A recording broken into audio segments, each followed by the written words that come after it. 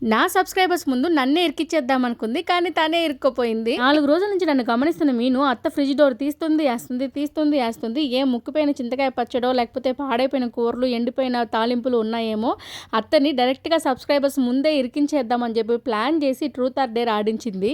కానీ మన దగ్గర అలాంటి పప్పులు ఉడుకుతాయా?